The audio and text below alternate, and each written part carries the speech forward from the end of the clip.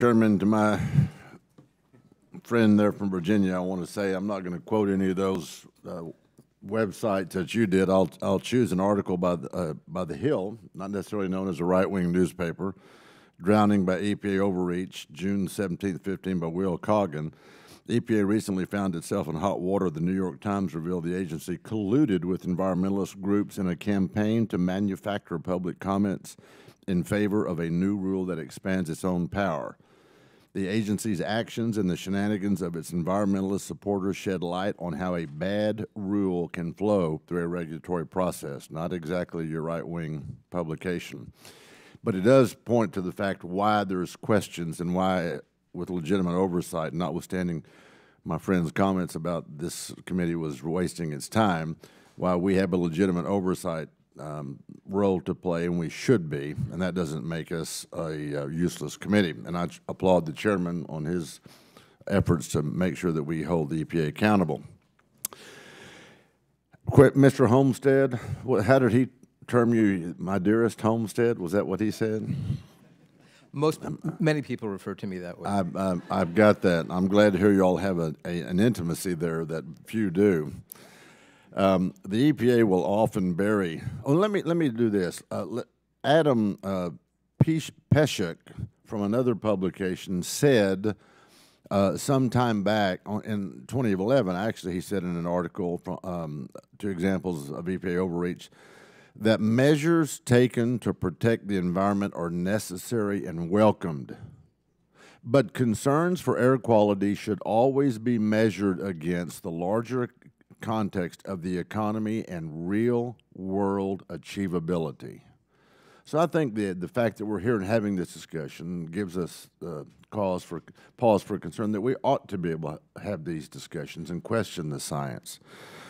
The EPA will often bury the cost of its regulations while inflating benefits, measure against what Adam Peshek said, against real-world achievability. Do you think, Mr. Holmstead, it would improve regulations if EPA were more transparent in its cost-benefit analysis? I do believe that the transparent cost-benefit analysis is important. I also believe it's important that the agency fairly present the results, because in some cases, if you dig into the details, you'll find that EPA has been relatively transparent. But the way they present their conclusions gives you a very different picture. You can understand why when articles come out from the New York Times that they've colluded with environmentalist groups to further their own power-making authority, their own rule-making authority, that, you know, the chairman of the Science Committee might have cause for concern and say, we might ought to have some oversight of that. You can understand. Oh, no, absolutely. And I do think that was inappropriate. I was surprised to hear about that comment. Thank you. Let me move on to the next.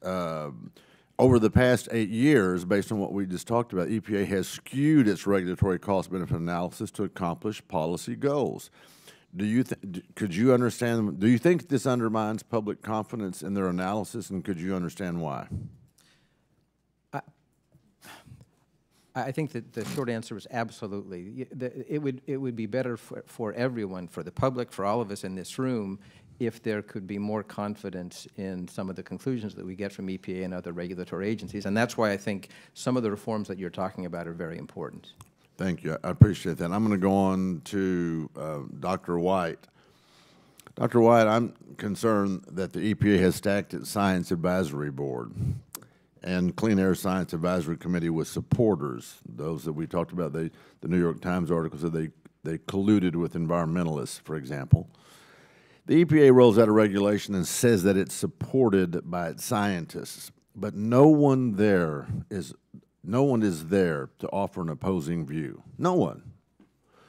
So do you think there should be more balance on these advisory committees, in your opinion, Dr. White? Absolutely. Balance is one of the keys that's important for having a peer review. You want to make sure that you have enough folks on the peer review committee and that there's appropriate balance so that you have discussion about what EPA has done. If you only have one side of the story being told at the meeting, or you only have one set of views on the peer review panel, then you're not getting the full picture, and you're not really having a robust peer review. So to you as a scientist, what does that say to you about those scientists, that they really believe in an open and fair process, or that they're pretty much consigned to just those who support their already predetermined analyses, for example? I think what it shows is that there's just not appropriate balance on the committee. Yeah. And so you really have to make sure that if you build a committee that only has one set of views, then Right. you're likely going to get a certain answer. You from need the a peer review. devil's advocate. Right. Yeah. Thank you. I yield back, Mr. Chair.